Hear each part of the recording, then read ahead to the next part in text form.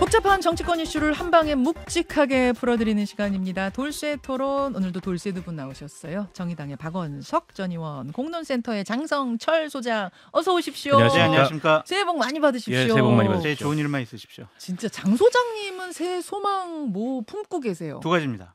너무 재빨리 준비된 듯 답변하시. 뭡니까?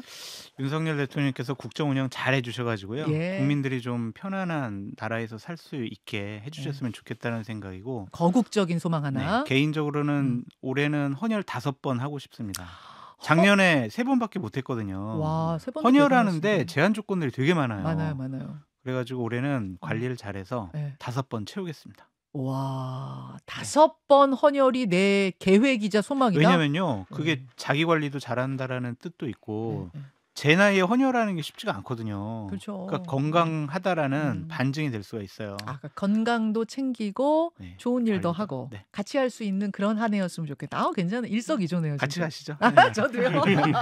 오케이. 박원석 의원님은요. 글쎄요, 좀 이 국민들이 정치 걱정을 좀 덜하고 네. 정치인들이 오히려 국민 걱정을 하는 한 해가 좀 됐으면 좋겠다는 생각이고요. 예. 제 개인적으로는 소박합니다. 지금 어머니 시골에 혼자 계시는데 어머니 좀 건강하시고, 어머니 건강. 예, 아프지 마시고, 맞아요. 오래오래 저희하고 함께 하셨으면 좋겠다 이런 바람을 갖고 있습니다. 효자시네요, 진짜. 좋습니다. 여러분 지금 두 분의 새해 소망 들으면서 나는 새해 소망이 뭐지? 속으로 한 번씩 좀 생각해 보셨으면 좋겠어요. 하루하루가 똑같아서 새해 소망조차 품지 않고 넘어가는 분들도 많으시더라고요. 새해 소망 속으로 한번 생각해 보시고 여기 문자로 한번 적으셔도 좋습니다. 돌쇠 토론 들으시면서요.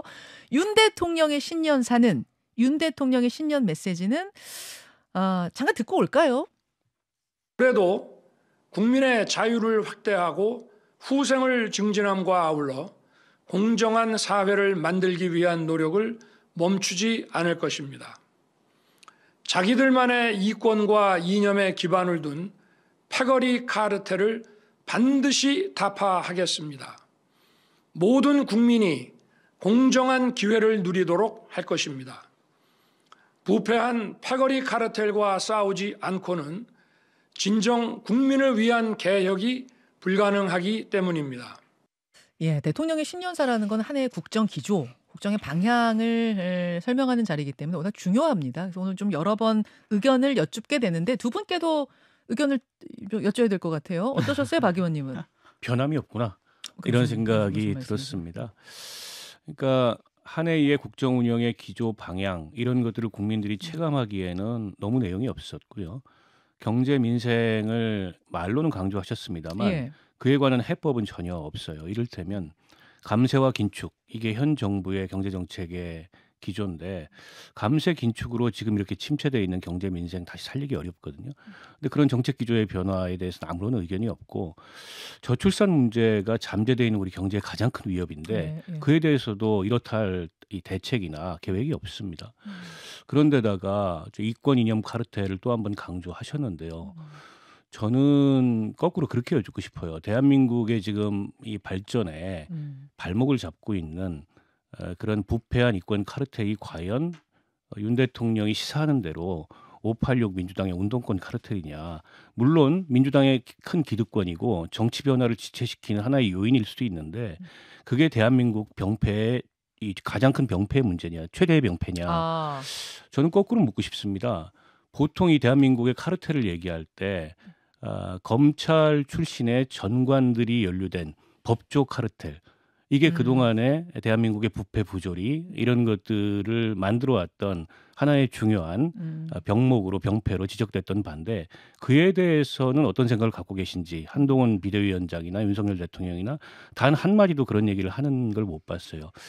결국에는 내로남불이고 결국 카르텔도 우리 카르텔만 필요하지 다른 카르텔은 용납 못하겠다. 결국 스스로가 부패한 그 이권 이념의 카르텔이기 때문에 다른 카르텔을 지칭해서 저런 얘기를 하는 거 아니냐 이런 생각밖에 들지 않습니다. 지금 검찰 독재 얘기가 계속 나오고 있는데 지금 오히려 그런 기조가 국민의힘 내에서 여권에서 강화되고 있잖아요. 그에 대해서는 어떤 생각을 갖고 있는지 거꾸로 묻고 싶어요. 내로남불, 그러니까 반성이 없는 느낌을 좀 받았다 그 말씀이신 것 같고, 장 소장님은 좀 좋게 보신 부분들은 없습니까? 좋게 보려고 노력을 많이 했는데 네. 도저히 좋게 볼 수가 없었고 제가 드는 감정은 두 가지였어요. 저런 얘기할 자격이 있을까? 그건 무슨 말씀이세요? 그리고 두 번째로는 지금까지는 뭐 했나라는 생각이 드는 거예요. 어. 공정을 얘기하셨잖아요. 공정한 사회를 예. 만들겠다. 예. 작년 한 해 동안 대통령께서 국민의힘이라는 집권당의 행한 행동을 보면 행위를 보면 공정하다고 할 수가 없습니다.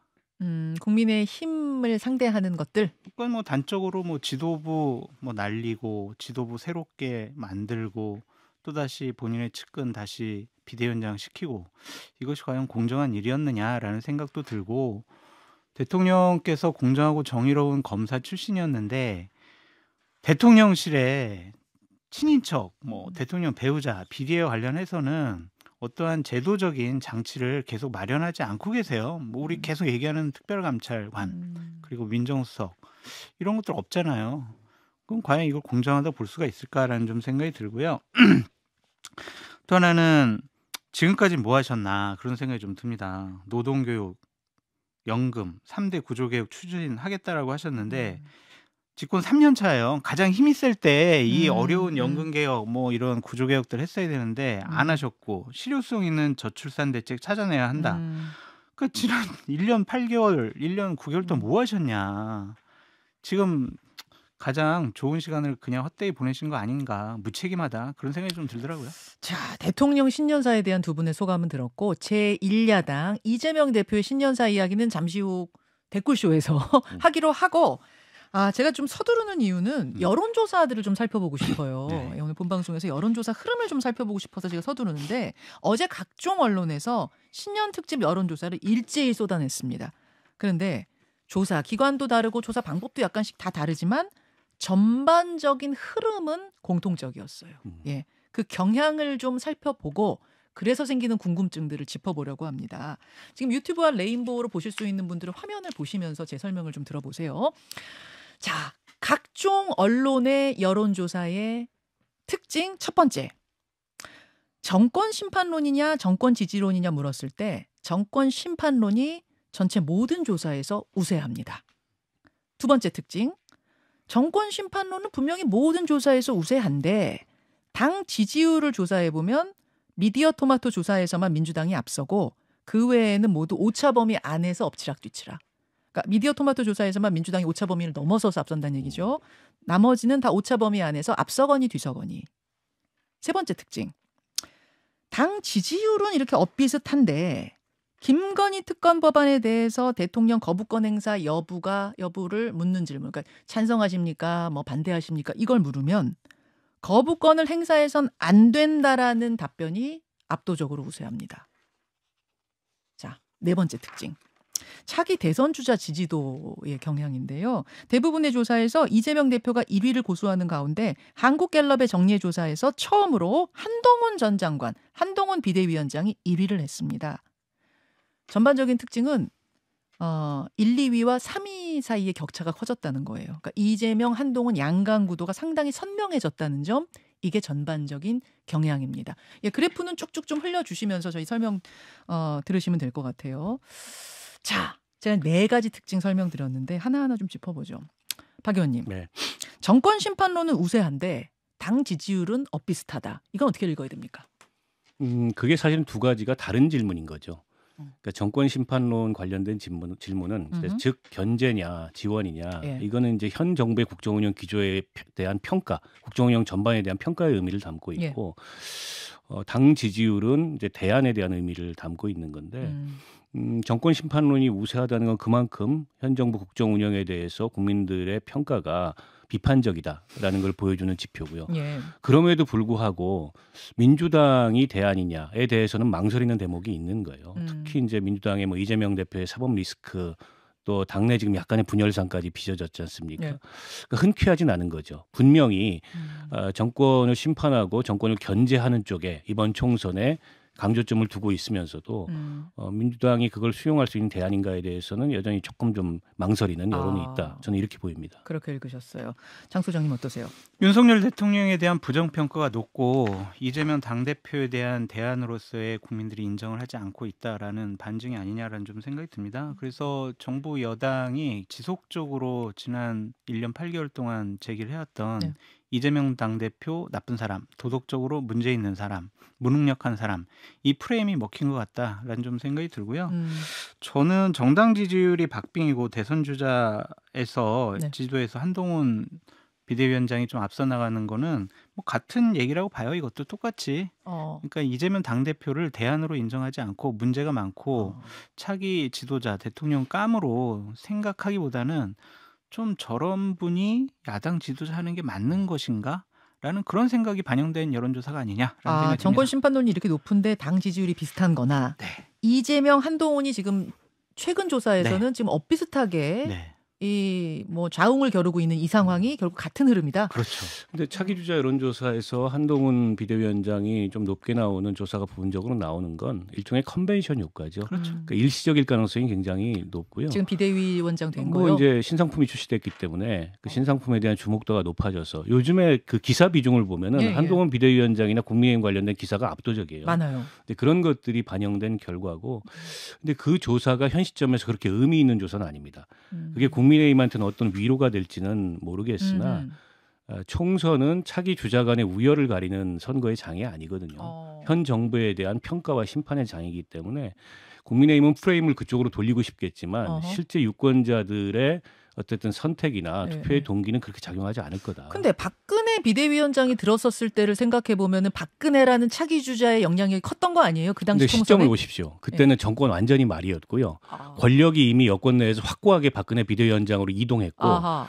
그 이명박 대통령이 그걸 다 용인하고 공천을 맡겨버렸습니다. 박근혜 비대위원장이 들이받았죠 그때는. 네, 때문에 그건 이미 정권 내부에서 정권 교체가 일어난 거예요. 그거에 대한 국민들의 선호가 반영된 거고 지금 그런 상황이 아니잖아요. 아직 임기가 많이 남았고 윤 대통령이 한동훈 비대위원장한테 모든 권한을 다 주고 나를 밟고 가라고 하는 것도 아니고 아니죠. 한동훈 비대위원장은 차별할 생각이 없어요. 윤 대통령하고 지금 시점까지 봤을 때 국민들 전혀 다르게 느낍니다. 박근혜 전 대통령 같은 경우에는 또 네. 정치를 계속 한 예. 10년 정도 하고 난 다음에 비대위원장 됐기 때문에 정치적인 역량을 뭐 국민들이나 아니면 지지층에서도 인정을 했던 부분인데 제가 이번 여론조사를 보면서 상당히 좀 의아한 부분이 있어요. 어떤 거요? 그러니까 뭐 다자 예. 대결로 해가지고 차기 대선 주자 여론조사도 나왔지만 예, 예. 양자로 한동훈, 이재명 예. 이러한 양자 대결이 있단 말이에요. 있었어요. 차기 대선 3년 남았는데 벌써 양자 대결 나온 거는요. 이거는 한동훈 비대위원장 띄워주기 위한 여론조사라고 볼 수밖에 없어요. 그러니까 대통령 감, 예, 지도자 감, 예, 이 식으로 한동훈 비대위원장의 위상을 좀 높여주고자 하는 예. 어떤 전략적인 띄우기가 있지 않았느냐라는 좀 생각이 들고. 양자 대결은 그런데 뭐 다자 대결도 지금 보면은 네. 다자 대결로 신년 조사한 것들도 거의 다 양강 구도더라고요. 예, 예, 거의가. 그래서 여론조사 전반적으로 보니까 이재명 당대표에 대한 거부감도 만만치가 않구나. 좀 이재명 당대표 체제로 총선 치르는 것을 민주당이 고민할 수밖에 없겠구나라는 생각도 들었습니다. 또 하나 특징은 아까 설명드렸다시피 당 지지율은 또 이렇게 비슷한데 김건희 여사 특검법을 대통령이 거부하는 거 어떻게 생각하십니까? 라고 묻는 거에 대해서는 거부권 행사하면 안 된다. 그거 동의 못한다가 압도적이에요. 거의 2배 차이씩 나더라고요. 이게 여당 지지층 내에서조차도 명분 없는 일이다. 김건희 특검을 이렇게 거부하는 건 이런 이제 비판적인 여론이 굉장히 큰 거고요. 이게 이제 국민의힘이 고민스러운 대목일 거예요. 일단 대통령 거부권 행사는 결정된 사항인데 그리고 이제 제2결이 들어갔을 때 그러면 어떻게 할 거냐. 네. 이미 그 제2결 들어갈 시점은 총선이 아주 임박한 시점일 겁니다. 여러분, 언제일지 지금 예상은 못하겠지만. 제2결은 어떤 때 일어나는지 아시죠? 거부를 대통령이 하면 그다음에 다시 국회로 공이 오는 겁니다. 그때는 반 이상 출석해야 되고 출석한 사람의 3분의 2가 동의해야 되는데 그때는 무기명 투표예요. 예, 무기명 투표고 무기명 재석의 투표. 3분의 2, 재적의 3분의 2가 그렇죠. 아니고 출석의 3분의 2. 재석의 3분의 네. 2이기 때문에 국민의힘 입장에서는 굉장히 이게 복잡할 거예요. 왜냐하면 네. 불참하는 전술이 안 돼요. 그렇죠. 불참을 해버리면 그냥 통과가 돼버립니다. 아 그러네. 아니, 안 들어가는 게 안 됩니다. 아, 그 생각 못해. 아, 불참하면 통과네요. 진짜? 모수가 작아지. 예, 그러니까 이번에는 모수가 줄어드니까. 불참했잖아요. 이번에는 회장에서 불참했죠. 나왔잖아요. 근데 그 전술이 안 됩니다. 그러면 참석을 해야 되는데 표단속이 안 될 수 있다는 거예요? 그렇죠. 행여나 거기서 발생할 이탈표가 있고 여전히 당과 대통령실은 부결을 고수하는데 그게 가결되면은 그때부터는 이제 큰일 나는 거예요. 여권 입장에서는. 그래서 아마 뭐 고심 끝에 다른 수가 나오지 않겠냐. 다른 수 어떤 이런 거요? 기대감이 여당 내부에 있는 것 같아요. 뭐가 있어요? 뭐요? 뭐 조건부로 수용을 한다든지 아니면은 그건 수용하지 않더라도 특별감찰관이라든지 뭐 부속실이라든지 이런 그동안에 영부인의 활동에 대해서 일정한 규율이 필요하다. 이런 거를 더 씌우는 그런 안이 나오든지 한동훈 비대위원장이 뭔 수를 내지 않겠냐. 여론이 변하지 않고 저렇게 특검법에 대한 지지 여론이 높은데 그냥 갔다가 총선에서 그 뒷감당을 할 수 있겠냐 이런 관측들이 있는데 지켜봐야죠. 지켜봐야 되겠으나 지금까지는 어쨌든 기류 변화는 없다. 그리고 한동훈 비대위원장은 이 문제에 자신이 정면으로 이렇게 맞서는 거를 즉 정면으로 총대를 매는 걸 지금 피하고 있어요. 원내대표 쪽으로 돌리고 있고 예. 본인은 이제 다르게 활동 반경을 잡고 있는데 결국에 이 피할 수가 없습니다. 제2결이 다시 돌아왔을 때는 그때 한동훈 비대위원장이 어떻게 선택할지에 따라서 총선의 향배, 본인의 운명 이런 것들이 좀 달려있지 않을까 싶어요. 근데 가장 좋은 방법은 한동훈 비대위원장이 윤석열 대통령, 김건희 여사 설득해가지고요. 예. 특검법 받으시라. 그렇죠. 그게 가장 좋아요. 그게 지금 비대위원장이 계속 뭐 신년사, 취임사에서 얘기하는 법의 공정, 국민의 눈높이에 맞는 결정 일맥상통하거든요. 이거를 빼놓고는요. 한동훈 비대위원장 앞으로 정치적인 행보에 대해서 긍정적으로 평가하기가 너무 힘들다라는 좀 생각이 들고 좋아. 그러면은 특검을 안 받아들이고 네. 한동훈 비대위원장이 할 수 있는 일은 뭘까? 생각해보면 계속해서 이거는 나쁜 법이에요. 악법이에요. 이건 있을 수 없는 법안이에요. 총선을 앞둔 정쟁 법안이에요. 이렇게 공격하는 것과 네. 또 하나의 축은 이재명은 더 나빠요. 민주당은 더 나빠요. 이런 식으로 공격할 것 같은데 이것도 그렇게 썩 유효타가 있는 공격 전술은 아닌 것 같아요. 그냥 민심 받아들이시는 게 좋을 것 같습니다. 예를 들어서 이 특검법은 통과시키지 않되 대신 제2부속실을 만든다든지 특별감찰관을 만드는 걸로 여러분 보완하겠습니다. 그러니까 너무 걱정하지 마세요. 총선 앞두고 너무 정쟁이 심해지면 안 되지 않습니까? 라는 방법으로 국민을 설득하면서 특검은 안 받는 방법. 이것이 어떤 대안이 되진 않을까요? 또 결혼을 하려고 한 부부가 있는데요. 집을 사줄 줄 알았더니 그냥 자동차 한 대 사주겠대요. 그거 가지고 만족은 못하겠죠. 국민들이 그 정도로는 받아들이지 못할 거다? 네, 이제 와서 해? 밀려서? 어허. 이거는 또 국민들에게 감동을 줄 수도 없고 국민들이 인정 못할 거예요. 결국 한동훈 비대위원장의 가장 큰 숙제는 김건희 특검법을 어떻게 처리하느냐가 될 거라고 보시는 거고 맞습니다.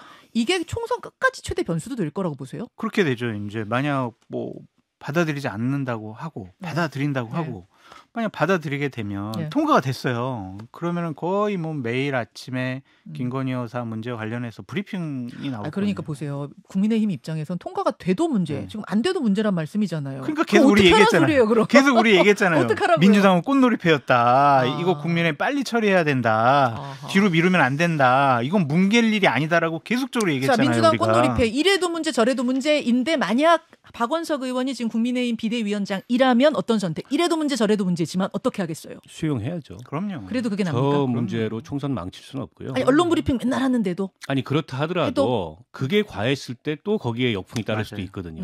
정치라는 게 그렇기 때문에 그리고 이제 이분들이 수사검사 출신이어서 한동훈 비대위원장도 그렇고 윤석열 대통령도 그렇고 잘 알아요. 특검이 수사를 어떻게 할지, 알죠. 뭐 어떤 방향으로 가져갈지 그에 대해서 충분히 또 대응도 할 수 있어요.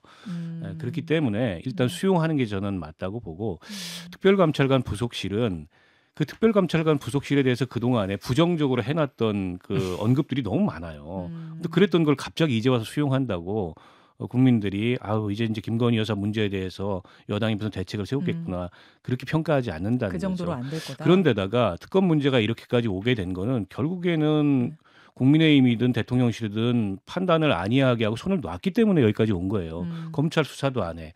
법을 저렇게 만드는데 개입도 안 해. 여기까지 왔는데 자연스럽게 힘이 빠지겠거니 했지만 오히려 힘은 본인들이 빠진 거 아닙니까? 그리고 국민 여론은 오히려 저기에 또 무게가 실리는 거잖아요. 그 스스로 자초한 결과인데 이제는 뭔가 정리를 해야죠. 알겠습니다. 판단을 하면 안 된다라는 강박관념이 있었던 것 같아요. 이 문제를. 그러니까 어쨌든 김건희 여사 관련해서는 어떠한 말, 행동, 판단, 결정 안 하려고 하는 흐름이 있으니까. 그 흐름이 결국 여기까지 총선 네. 직전까지 오게 만든 거다라는 네. 두 분의 말씀. 지금 보면 김건희 리스크, 이재명 리스크 네. 어떤 리스크가 더 크냐 이게 총선이 굉장히 중요한 변수가 돼버렸어요. 판단 기준이 진짜. 될 텐데 변수가 될 텐데 네. 지금은 김건희 리스크가 훨씬 더 커 보여요. 어. 명품백 그 누구나 국민들이 다 봐도 네, 네. 명백한 장면을 두고 아무 언급이 없잖아요. 음. 그냥 뭐 몰카다 이런 이제 의도만 강조할 뿐이지 몰카에도 그거 받으면 됩니까? 근데 그에 대해서는 아무런 그 판단도 없고 아무런 언급이 없으니까 아 이거 성역이구나. 근데 국민들이 선출되지도 않은 사람의 그런 성역을 인정할 수 있겠어요? 알겠습니다. 결국 우리가 앞에서 이제 여론조사의 흐름을 쭉 분석한 결과 한동훈 호의 과제는 김건희 맞아요. 특검법 처리가 아마 최고 과제가 될 거다. 최고 변수가 될 거다 그 말씀이시고 민주당으로 가보겠습니다. 앞서 언급한 여론조사들의 흐름을 바탕으로 두 분이 짚어보는 민주당의 과제, 변수 뭡니까 장 소장님?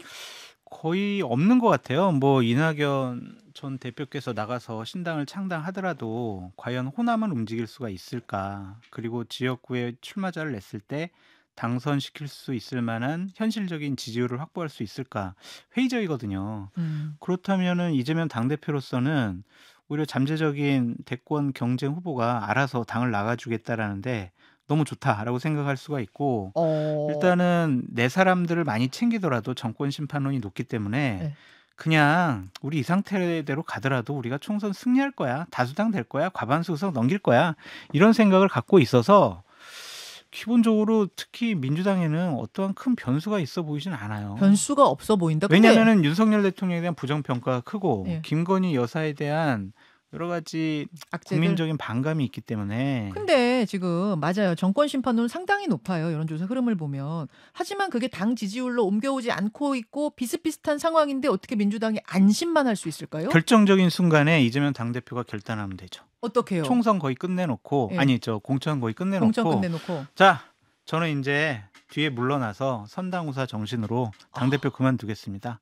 총선 승리의 마지막 활용 정정을 이재명 당대표가 결심할 수 있죠. 왜냐면은 이재명 당대표 당신이 당대표 있는 바람에 우리가 더 크게 이길 수 있었는데 덜 이겼어 라고 비판받으면은 이재명 대표도 상당히 곤혹스러울 수밖에 없거든요. 공천 작업을 끝낸 후에 물러나는 건 왜 끝낸 후라고 보시나요? 내 사람 많이 챙겨야 될 거 아니에요. 내 사람 많이 공천 줘야지. 그래야 다시 복귀할 수 있다? 복귀도 하고 이제 2027년 대선 출마를 하는 데 있어서 많은 기반들을 마련해 놓을 수 있으니까 현실적으로 이재명 당대표가 지금 당대표직을 유지하고 고집하는 이유는 내 사람 많이 공천 주려고 하는 것 같아요. 그것이 끝나면은 당대표직을 뭐 그렇게 연연할 필요는 없을 것 같다.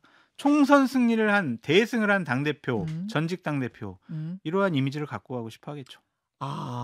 그러면은 국민의힘으로서는 이재명 나빠요라고 계속 공격했는데 네. 그래 나빠 나 뒤로 물러날게 해버리면 타겟 대상이 없어져요. 타겟이 사라져버린다. 사라져버려요. 어떻게 할 거예요? 그럼? 지금 막 훈련하고 있는데 타겟이 네. 사라져버리는 그런 그러면, 상황이 될 네. 거다. 자, 박 의원님은 어떻게? 민주당의 과제. 뭐 지금 장 소장처럼 전망하는 의견들이 꽤 있는데 저는 안 그럴 것 같습니다. 이재명 대표가 어떤 빈틈도 이제 수용을 안 하려고 하기 때문에 당대표직을 가져갈 것 같고요. 끝까지요? 네. 그리고 뭐 공천 다 하고 그런 다음에 그 당대표직에서 물러나는 거는 민주당 내적으로 보면 별로 의미가 없어요. 대외적으로 그걸 어떻게 포장할지는 모르겠으나 사실은 민주당이 지금 총선 유리한 환경인 것만은 분명해요. 정권 심판론이 높기 때문에. 그러나 이제 이 리스크도 있는 거죠. 이재명 대표가 가장 큰 리스크입니다. 그리고 이제 당의 그로 인한 이제 분열, 예. 분당 이게 가장 큰 리스크인데 이제 이낙연 그 총리 오늘 저 출연도 하셨는데 예. 그 전 신당 이낙연 총리가 만들고자 하는 신당에 대해서 민주당 내는 좀 의미를 격하하고 이제 과소평가하는 경향이 있는데 국민의힘이 이준석 전 대표의 신당을 두고 얘기하는 거하고 비슷해요. 그렇죠. 근데 저는 모른다고 봅니다. 정권 심판론이 이렇게 높은데 민주당과 국민의힘의 지지율이 오차범위에서 다툰다는 건 그만큼 대안으로서 민주당이 흔쾌하지 않다는 거고 다른 대안이 등장해서 그게 좀 가능성이 있어 보이면 순식간에 여론은 바뀔 수 있기 때문에 2016년도 호남에서 안철수 신당에 대한 반응이 그런 거였거든요. 더군다나 이제 빅텐트가 성공해서 네. 4자 구도가 아닌 3자 구도로 4자 구도는 양자 구도의 연장이에요. 그래서 그건 성공 가능성이 없는데 사자 구도는 양자 양자 구도의 구도의 연장으로 연장입니다. 받아들였어요. 양자 구도의 파생물이기 때문에 그거는 위력이 없고 3자 구도면 구도를 바꾸는 거예요. 그거는. 아하. 그래서 3자 구도가 되는 그런 재밌는 빅텐트가 지점이네. 성공한다면은 네. 상황이 많이 달라질 수 있거든요. 근데 이제 그런 가능성이 조금은 지금 꿈틀대고 있기 때문에 이게 별거 아니라고 속단할 문제가 아니다. 자, 이렇게 봅니다. 3자 구도여야지만 제3지대에 영향력이 있다, 의미가 있다 그 말씀하셨는데 오늘 일보 이재명 전 대표와의 인터뷰 혹시 못 들으신 분들은 다시 좀 이낙연 전 대표, 이낙연 전 대표와의 인터뷰를 못 들으신 분들은 다시 한번 찾아서 들어주세요. 왜냐하면 이준석 전 대표와의 연대 혹은 뭐라고 해야 돼요? 제3지대에서의 만남에 대해 질문을 했는데 그동안 상당히 부정적인 답변을 하신 적이 많았죠. 오늘 긍정적인 답변이 나왔습니다. 신년 여론조사 보고 느끼신 바가 컸고 또 내가 이제 탈당을 하고 신당 만들 때쯤 되면은 이준석 대표를 안 만날 수가 없을 거야라는 생각도 원래 갖고 계시지 않았을까라는 생각이 듭니다. 박원석 의원님 말씀 잘해주셨듯이 따로따로 이준석, 따로 이낙연, 따로 이거는 파괴력이 되게 반감이 될 수밖에 없기 때문에 함께할 가능성이 높다라고 보여집니다. 그러게요. 오늘 인터뷰 전 들으면서 지난해 인터뷰하고 올해 인터뷰의 이 느낌이 좀 달라졌구나 이런 느낌 받아서 4자 구도가 아닌 3자 구도가 될 가능성이 있다는 이야기에 주목이 되네요. 일단 여기까지 신년 여론조사들을 바탕으로 한 흐름들 짚어봤고요. 잠시 후에 유튜브로는 댓글쇼, 정꿀쇼 이어가겠습니다. 두 분 고맙습니다. 감사합니다. 고맙습니다. 김현정의 뉴스쇼는 시청자 여러분의 참여를 기다립니다. 구독과 좋아요, 댓글 잊지 않으셨죠? 알림 설정을 해두시면 평일 아침 7시 20분 실시간 라이브도 참여하실 수 있습니다.